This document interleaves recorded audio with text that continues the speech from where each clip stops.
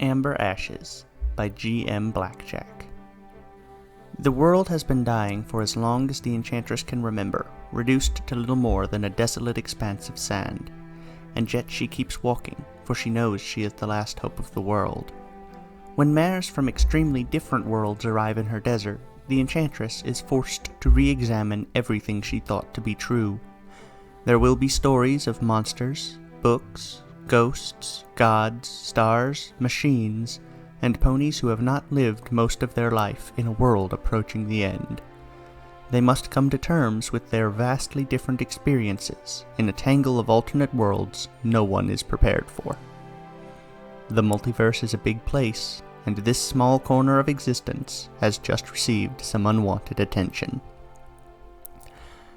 Chapter 3: The Third Sword.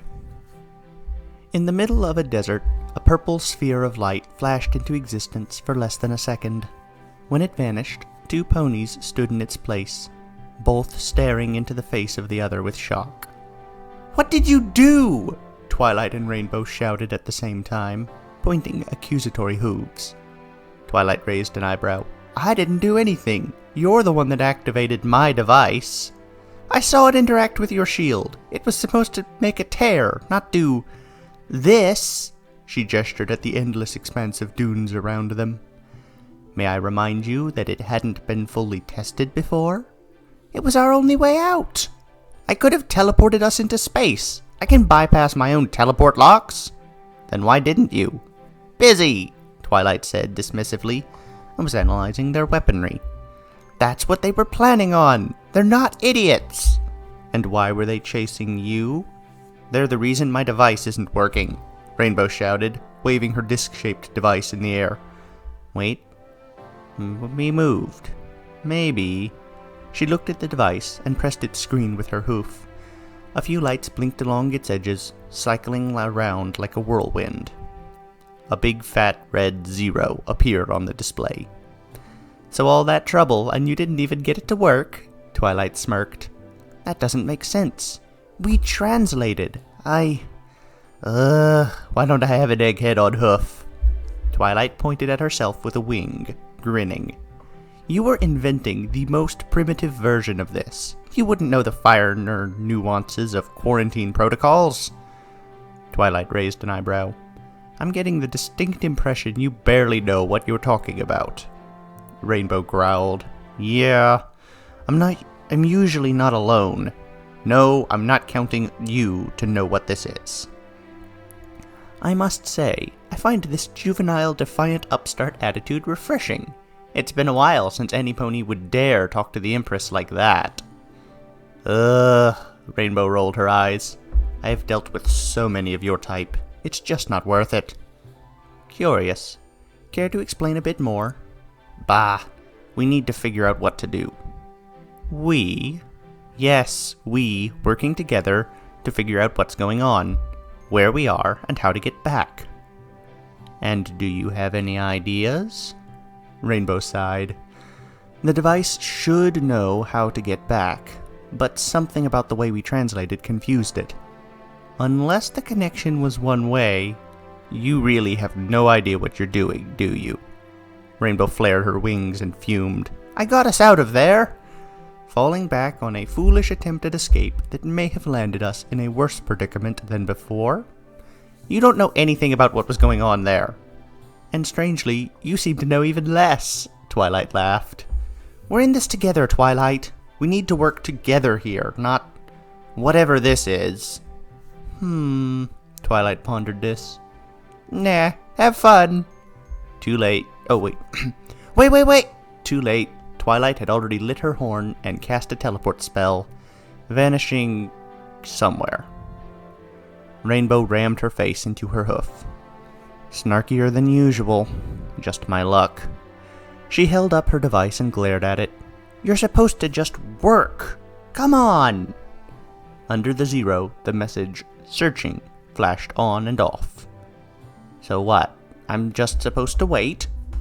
The machine was mindless, unable to respond to complex queries. Rainbow's words fell on ears so deaf they didn't exist. With a sigh, she pocketed the device and took a moment to look around. Sand. Sand, sand, more sand, and sand blowing in her face.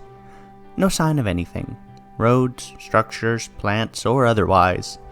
The only object aside from the sand was the sun, and she couldn't exactly fly there. Probably not, anyway. Rainbow needed to get a better picture of the area, so she stretched her wings and took to the air. As she rose higher and higher, she saw more sand. Lots more sand. A few rocks, maybe, in the far distance, but otherwise, sand. Why did it have to be one of those endless deserts? She let out a groan that was more annoyed than anything. The sand is going to get everywhere! Realizing it was a little stupid to be complaining where no one could hear it, she took on a more practical mindset. Those rocks in the distance might have something, and they were the only landmark she could head for. Might as well. She wound herself up and blasted toward the rocks, flying at a speed faster than most birds. She'd easily get there before the sun set. Assuming the sun moved as expected, which really wasn't a safe assumption in her line of work. Though, even if the sun started moving like a mayfly with brain damage, Rainbow would still head for the rocks. Why not? It wasn't like she had much else to do. Rarity had forgotten how helpful it was to have a Pegasus around. They had better eyes than other ponies, with or without magic, and were able to see things much further away when their wings gave them height. Fluttershy hadn't found any evidence of settlements, but she had determined that the road led to a bunch of rocks jutting out of the sand.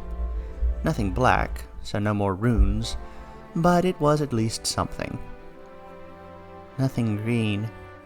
Green things are almost unheard of beyond pony civilization, Rarity explained. The two of them had taken to walking along the road side by side. Fluttershy could have flown to the rocks already, but she had insisted Rarity needed the company. Rarity had not fought the suggestion, though inwardly she was slightly bitter. Fluttershy jumped to the conclusion so quickly. Was it better to have some companionship? Yes. But Rarity had been alone for so long it wasn't like she needed some pony to talk to. How do you survive, then? Carefully, Rarity said, and with a lot of rationing resources. I meant on the road. In a land like this, traveling would be nigh impossible without massive stores of food and water. I know you've got some things hidden under those robes of yours, but it's definitely not enough to survive off of. She's observant. I'm afraid that's a trade secret. Don't worry, neither of us is going to starve. She paused. And I'm not going to eat you. At first, Fluttershy laughed at this, which was the intent. It had been somewhat of a joke. However, Fluttershy picked up on the context behind the joke rather quickly, and the laughter died in her throat. Ponies eat each other? Rarity sighed. If they're desperate enough. Rarity shivered, her armor clinking ominously with the motion. There are worse things than monsters. You mention these monsters a lot. They infest the land, Fluttershy said, closing her eyes as she remembered. Varied creatures of unknown origin, all with red eyes and an insatiable desire for blood. They are little more than animals, but they must kill, so we fight back. Always. She gestured at the wide array of weapons on her back. This is why I make weapons, for ponies to use to defend themselves from the monsters. They're easy to remove, so any pony can take them at any time. Doesn't that encourage thieves? I have been stolen from a few times, Fluttershy admitted, but I can always make more. Most ponies wouldn't dare steal from me anyway. That may not be the case here, Rarity pointed out. Sure, but I have you with me to watch my back, she grinned innocently. You should not be so quick to trust. Fluttershy shrugged with her wings. You're probably right, but I'm going to trust you anyway. Rarity grunted. That attitude will get you killed out here. Then it's a good thing I found you first, huh? You are unimaginably lucky. They walked along for a significant amount of time, watching as the sun approached the horizon. Before too long, Rarity could see the peaks of brown stone jutting out of the sand, a remnant of one of the great mountains of old, still resisting the erosion of the sands around them. As the world became desert, the natural wonders of the earth stood defiant, but only the largest survived without pony assistance. Rarity had no doubt that the jutting stones they were approaching had once been a massive peak covered in trees, immense forests of wildlife, and mystical secrets. Now all that remained were its bones, jutting up in sections not unlike the ribs of an immense animal. Fluttershy, evidently, did not have this mental image, since the sight of the rocks only made her smile. "We're almost there." "An hour or two still," Rarity said. "We will probably make it before sundown." "I can fly you at least a short distance if we're running out of time. Don't worry." Rarity nodded slowly, thinking about the offer. "I have not flown with a Pegasus for a long, long time." "Oh, if it didn't make you uncomfortable, don't worry about it." "It's fine," Rarity said, smiling under her rags. "I may take you up on the offer, even if it isn't required. I have not felt the wind in my face in a while. Wind devoid of sand, you understand." Fluttershy giggled. "Maybe we should go for a fly right now?" Rarity pondered this. Perhaps it would be good to distract herself from the constant walking. She could gauge how strong Fluttershy's wings actually were, maybe figure out how she could fly with that ridiculous armor weighing her down. The sand on both sides of the road exploded, revealing 4 ponies coated hoof to head in sun-bleached fabric, each of them holding a rusty sword in their hooves. Raiders, Rarity thought, inwardly cursing herself. She should have been paying attention, looking for the signs of a trap beneath the sand. This was not to say she wasn't prepared. She bounced back onto her rear hooves, sliding 2 swords out of her robes using nothing more than muscle memory. The 2 blades were thin, elegant, and old, but well kept, shimmering in the sun. Rarity's blades met the attacker's blades easily, pushing the two of them back. Their eyes widened in surprise, since they had not expected such resistance from her. They had expected resistance from Fluttershy.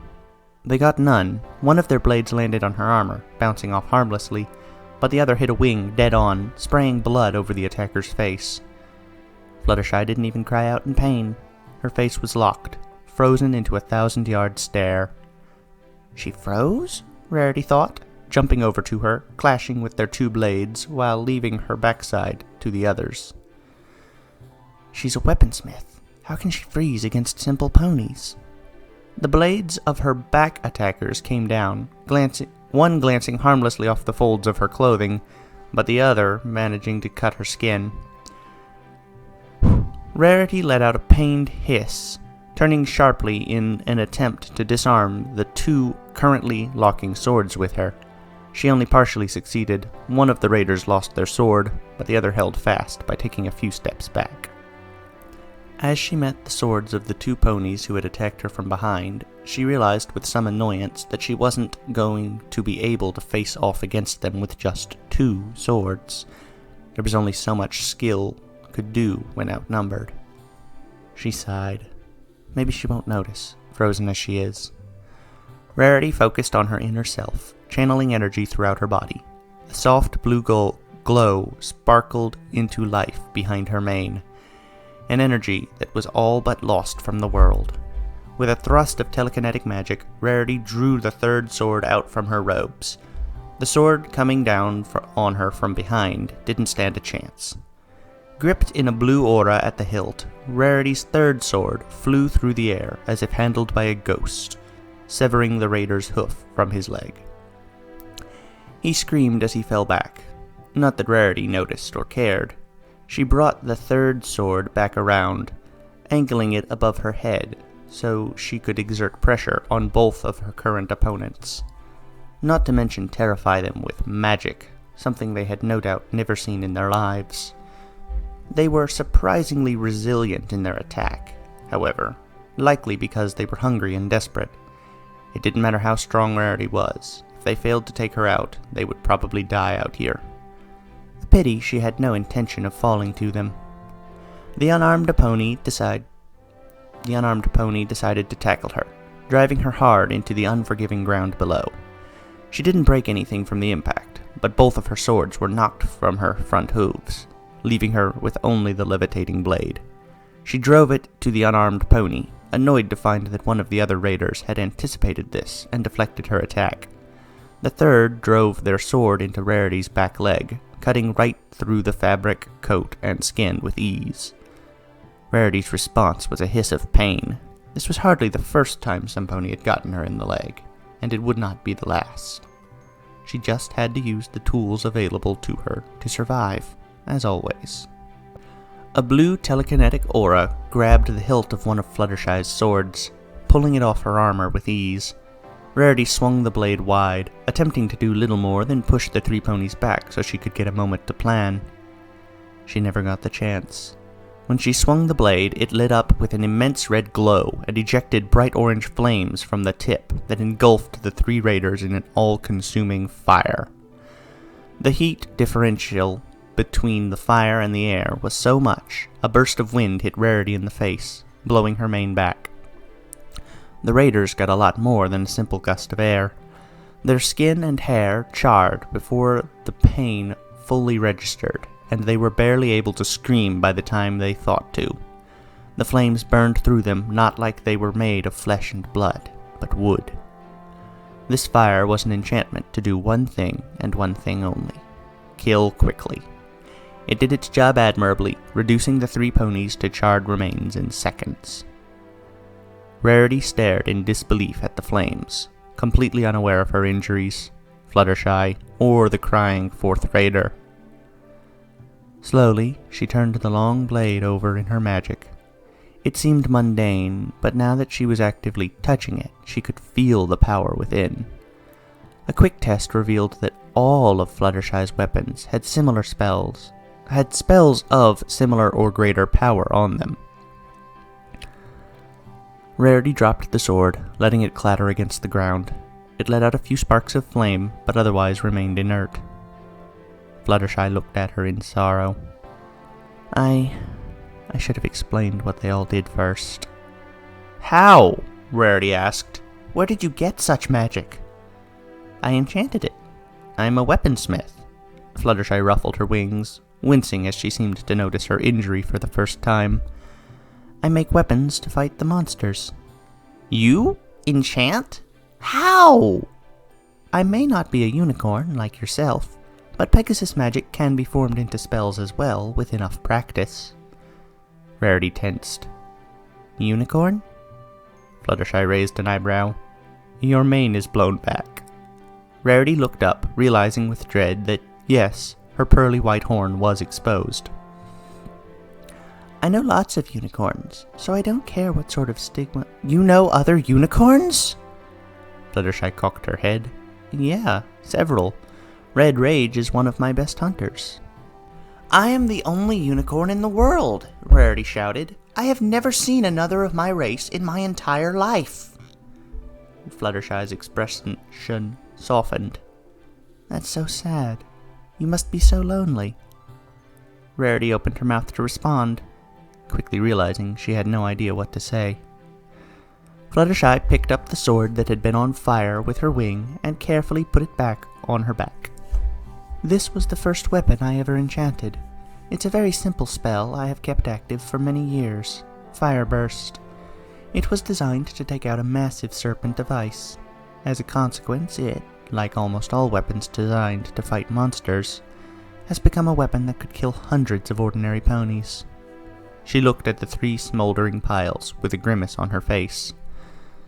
I fear what we will become when the monsters no longer force us to unite.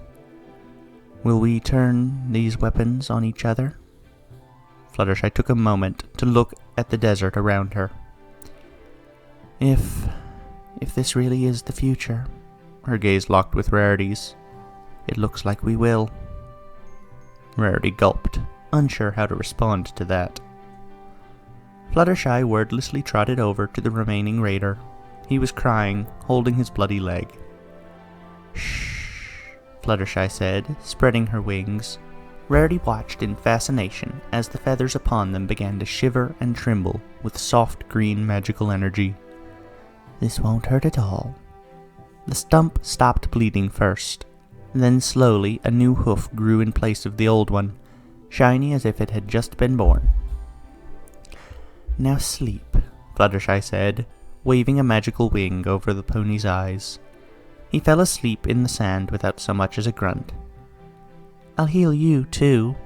Rarity managed to speak. "No, I know healing spells myself." She focused the magic into her horn and poured energy into the wounds on her back legs, sealing them up until they were as good as new. This did nothing to remove the bloodstains all over her leg and the ground below. Fluttershy trotted over to her and checked the wound just in case. "Looks good." She gently patted Rarity on the back. "We're okay. We were just acting in self-defense." "This is not new to me," Rarity said, "aside from the magic sword. I have studied magic all my life, and I am meant to restore magic wherever I can. I never in 1,000 years would be able to make that sword." "You have less magic to work with," Fluttershy said. A lot less." She spread her wings out and closed her eyes, presumably feeling the magic around her.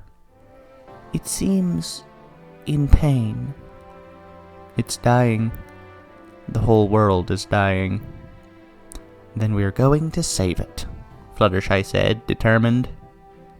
"Many have said that," Rarity pointed out. "Yourself?" Rarity nodded. "And now the world has 2 sources of magic, you and me," Fluttershy beamed. "Rarity, you're not alone." "You keep I don't think you heard me. You're not alone." Fluttershy stopped. Rarity stopped short, finding the mare's insistent tone intimidating. Yet another thing she hadn't experienced in a long while.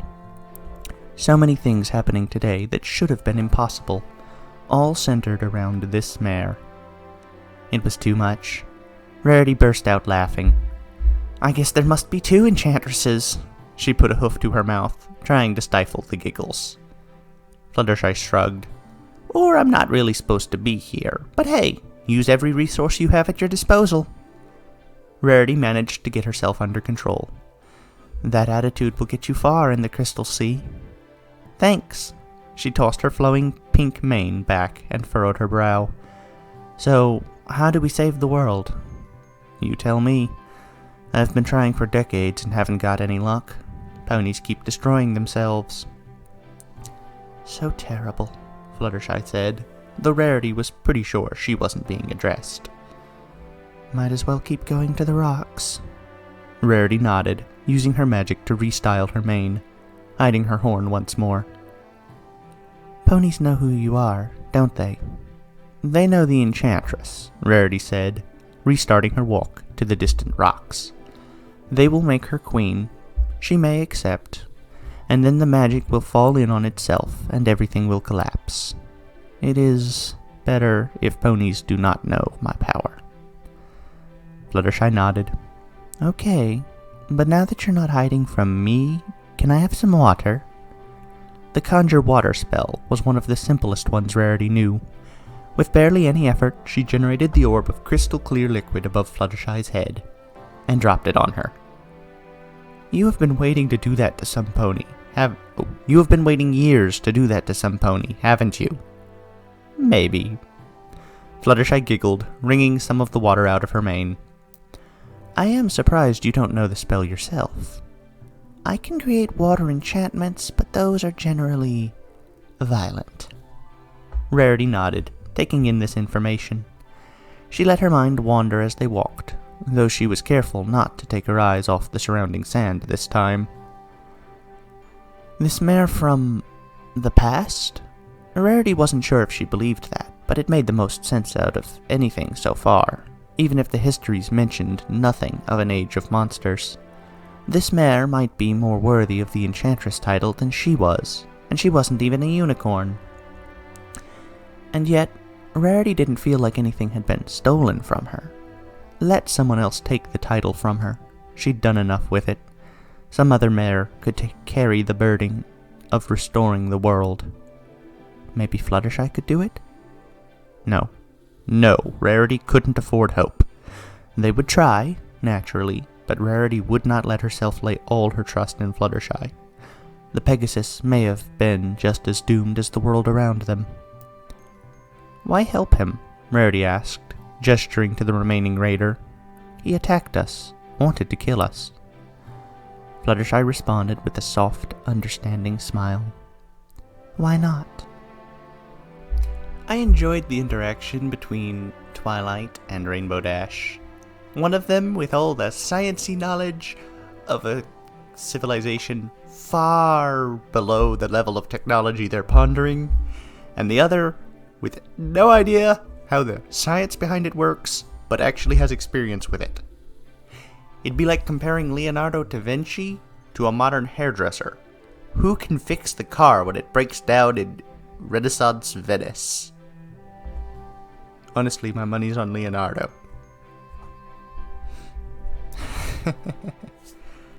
Thank you for listening. Goodbye, everyone.